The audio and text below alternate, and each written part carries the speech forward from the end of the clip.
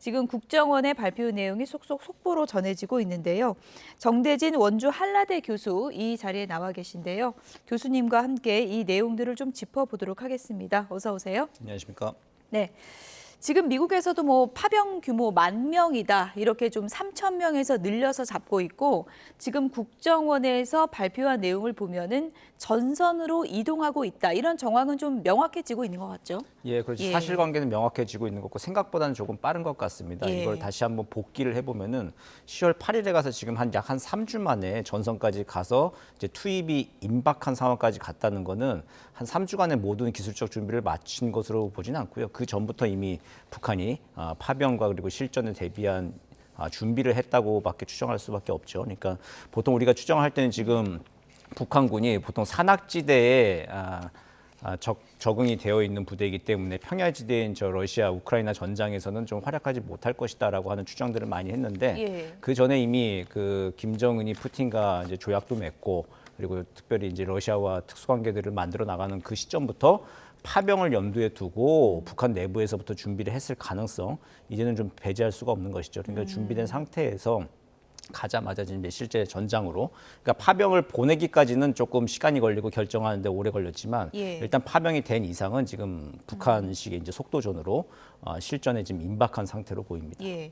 그리고 지금 이제 국정원이 발표한 내용에 따르면은 사실 북한에서도 해외 파병이 처음이기 때문에 내부 동요가 없을까 이런 얘기가 있었는데 지금 뭐 좀 파병 가족에게는 이 훈련 관련해서 좀 거짓말을 하고 있는 것 같다 이런 내용도 지금 보고가 됐고 강제 차출로 인한 동요도 좀 보인다 이런 얘기도 지금 들리고 있네요. 예, 그렇죠. 아무리 북한이 독재 국가이고 뭐 군인들이 이제 통제에 익숙해 있다 하더라도 전쟁터 끌려나간다라고 하는 건 이건 다른 상황이잖아요. 예. 우리 그냥 건설하고 좀 못 먹고 그냥 훈련 고되고 한 것들이야 뭐 참고 지낼 수 있지만 실제 전쟁에 간다는 거는 이제 자기 목숨이 달려 있는 일이기 때문에 동요가 없을 수가 없겠죠. 이제 이런 정황들을 감지한 건 이건 상식적으로 이게 이해가 될 수 있는 거죠. 그렇죠.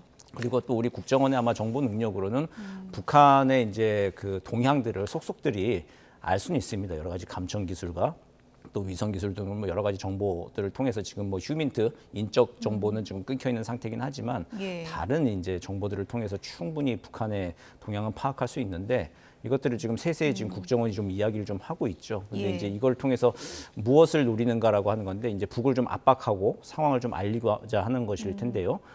근데 이제 이걸 통해서 이제 북이 또 혹시 또 더 자극을 받거나 혹은 우리의 정보 탐지 루트에 대해서 또 역추적을 한다거나 하는 것들은 예. 조금 좀 신중할 필요가 있어 보입니다. 일단 뭐 파병 소문이 퍼지고 있다. 10,000명 규모라면은 뭐 가족을 다 격리할 수도 없는 문제일 테고 일단은 좀 거짓말을 하면서 뭐 이렇게 좀 북한이 무마하려는 것 같은데 언제까지 이걸 막을 수는 없는 거겠죠. 뭐 그렇죠. 예. 지금 뭐 당장 몇 달은 가능할 수 있겠지만 예. 실제로 전장에 나갔다가 전사자가 돼서 안 돌아온다거나 이랬을 땐 또 어떻게 알릴 것인가.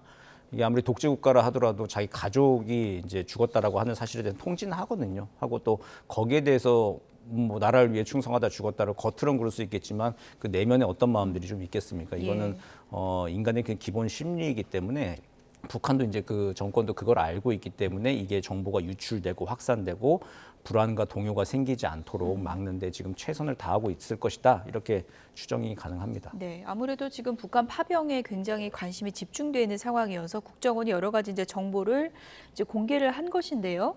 지금 북한군이 러시아에 가서 제대로 이거 적응이나 할 수 있겠는가 이런 얘기도 있었는데 지금 국정원 발표 내용을 보면은 러시아에서 지금 북한군에게 군사 용어를 좀 교육하고 있다라고 하면서 뭐 북한군이 여러 가지를 좀 어려워하고 있다라는 후문도 들려온다 이런 내용도 있더라고요. 예, 지금 보면은 러시아에 예. 가서 러시아 편지에 따라서 아마 그 전투와 작전 수행을 하게 되는 것 같아요. 지금 러시아 예. 그러니까 단독으로 북한군이 예. 일정 지역을 맡아가지고 지금 하는 상황은 아닌 것 같고 그 지역에서 러시아 편지에 따라서 러시아의 지휘를 받기 때문에 이제 러시아 군사 용어도 익히고 해야 되는 건데 그것 때문에 과연 짧은 시간 안에 러시아군과 이게 동기화가 되어가지고 작전을 수행할 수 있을 것인가 예. 이게 좀 궁금한 점이었습니다. 예.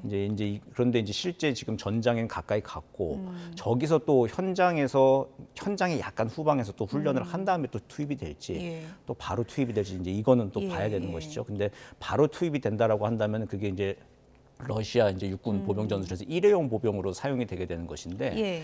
그 일회용 보병으로 사용되는 기 위해서 북한군을 이렇게 파병을 했을까? 이제 이것도 조금 의구심이 들고 러시아가 또 그만큼 그게 굉장히 절실한 상황이니까 우크라이나보다 훨씬 예. 이런 상황도 약간 좀 의문이긴 합니다. 그래서 조금 지켜봐야 되긴 하겠습니다만은 예. 현재까지 어쨌든 러시아군 편제에 따라서 예. 러시아 전술을 익히고 러시아 이제 지휘에 따라서 이제 전투를 할 것으로 이제 보인다. 이제 이 정도까지가 현재 상황 평가인 예. 것 같습니다. 그러니까 국정원 보고가 지금 속속 저희가 속보로도 전해드리고 있는데 핵심적인 내용을 제가 다시 한번 전해드리면 일단 지금 전선 이동 정황은 뚜렷하게 지금 확인이 되고 있다 이런 내용이고요.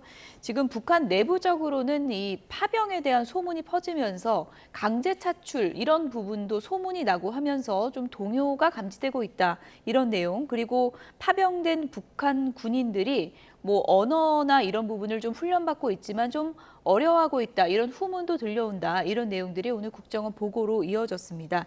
미국으로 시선을 좀 옮겨보면 바이든 미국 대통령이 파병 문제를 직접 언급을 했고요. 매우 위험한 일이다 이렇게 얘기를 했더라고요. 지금 미국에서 공식적으로 이제 파병을 인정하면서 10,000명까지 늘렸다는 거는 초반에 좀 확인된 부분이 좀 축소돼서 확인된 건가요? 아니면 좀 어떻게 좀 이해를 하면 되겠습니까? 초반에 정보 사실들 좀 공유하겠지만 확인 과정이 조금 오래 걸린 거겠죠. 예. 그리고 또 초반에 한 3,000명 얘기되던 거에서 뭐 실제로 뭐 한미가 이제 정보 평가를 했을 때 10,000명으로 이제 합치를 한 것이겠죠. 예. 그러다 보니까 이제 10,000명이라고 하는 단어가 이제 대통령의 입에서 이제 나오게 된 것일 텐데 초기에는 조금 미국 측에도 신중한 검토를 하다가 그러니까 이게 확전이 되는 거잖아요. 이게 예. 우크라이나 러시아 전쟁이 아니라 이제 북한이 끼어들게 되면 이게 국제전이 되는 겁니다. 예. 그리고 또 지금 우리도 계속 뭔가 발을 담글 듯한 지금 제스처들을 취하고 있는데 그렇게 되면 완전히 이제 국제전이 지금 되는 양상이 되죠. 여기에 대해서 지금 미국은 달가울 리는 없죠, 사실은. 그렇죠. 그죠? 예. 우크라이나 전쟁을 약간 좀 이렇게 소강 국면으로 몰고 가야 하는 게 이제 미국의 목적이고 필요인데 이에 대해서 이제 북한이 한 10,000명 정도 파병이 됐다라고 하는 거를 바이든 대통령이 확인했다라고 하는 건 스스로도 이제 굉장히 위험한 일이다라고 이야기할 수밖에 없는 상황입니다. 예. 북한군을 전투에 투입한다면 합법적인 공격 대상이다. 이렇게도 명시를 했던데 그건 어떻게 이해를 하면 됩니까? 예, 그렇죠. 이제 예. 북한이 러시아와 함께 교전을 하게 된다. 예. 그 현대 그 국제인도법 전쟁법에서의 가장 핵심 원칙은 전투원과 비전투원을 가르는 겁니다. 그러니까 전투는 군복 입은 사람들끼리 하라라고 하는 것이거든요. 그러면서 예. 비전투원 민간인들을 이제 특별히 보호하는 게 국제인도법 전쟁법에서 다루고 있는 핵심적인 목표인데 여기에 러시아 군복을 입고 지금 북한군이 참전하는 걸로 지금 알려져 있잖아요. 근데 어쨌든 군복을 입고 북한이 참전을 한다라고 하는 거는 어쨌든 전쟁법에서 보호 대상이 되는 게 아니죠. 그러니까 이제 합법적인 공격 대상이 된다. 그리고 우크라이나의 미국 무기 사용의 대상이 될 것이다라고 이제 미국은 경고를 하고 있는 것이죠. 예. 어쨌든 지금 뭐 러시아 파병에 대해서 굉장히 미국이 예민하게 반응할 수밖에 없는 그런 상황인데 뭐 미국 대선이 당장 다음 주라서 결과가 어떻게 나올지 모르지만 트럼프 전 대통령이 만약에 이제 대통령이 된다면 푸틴과의 친분을 굉장히 과시하고 있잖아요. 이 문제를 어떻게 대응한다고 예상해 볼 수 있을까요? 트럼프 같은 경우는 공공연하게 얘기하는 게 바로 발을 빼겠다는 거잖아요. 우크라이나에서. 발을 빼겠다. 예, 예. 우크라이나 지원을 하지 않겠다는 돈 예. 들어가는 일은 하지 않겠다는 예. 거죠. 그러면 이건 젤린스키는 이제 경악할 만한 일일 그렇죠. 겁니다.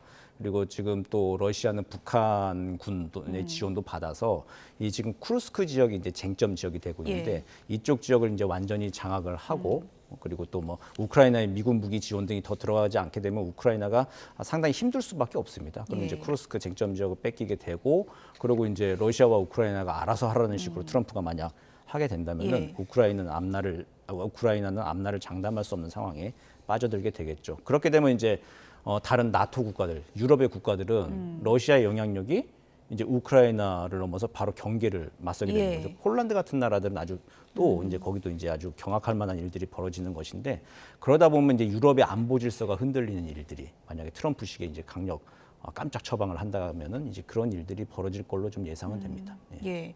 어쨌든 뭐 미국 대통령이 누가 되느냐에 따라서 또 이 정세가 또 크게 달라질 수 있는 변수가 될 수 있는 거고 윤석열 대통령도 EU, 나토랑 이제 북한 파병 대책을 이제 논의를 했는데 지금 전선 투입이 조금 빨라지고 있다 이런 얘기도 지금 들리더라고요. 어떤 이유 때문일까요? 예, 지금 보면은 어쨌든 파병할 때까지는 조금 시간이 걸리지만 파병한 다음엔 지금 속도를 좀 내고 있는 것 같습니다. 그러니까 파병할 때까지는 여러 가지 검토를 북한도 했을 겁니다. 예. 어느 정도 규모의 어떤 부대를 보내야 그러니까 러시아한테 조금 더 많은 대가를 요구할 수 있을 것인가. 또 러시아가 필요로 하는 것을 얼만큼 맞출 수 있을 것인가 이런 것들에 대해서 검토와 준비가 좀 내부적으로 많이 필요했을 겁니다. 그러다가 또 올해 또 수해도 있고 하다 보니까 이거를 바로 또 파병하고 하는데 조금 늦춰진 거 아닌가라는 추정해 볼 수 있습니다. 9월 달에 실제로 김정은이 특수부대 시찰을 했는데 예. 원래는 아마 그때쯤 하고 시찰하고 난 다음에 바로 또 보낼 생각을 했었을 것 같아요. 근데 이제 그걸 10월 달에 한 번 더 시찰을 하고 그 이후에 이제 파병이 좀 이루어진 건데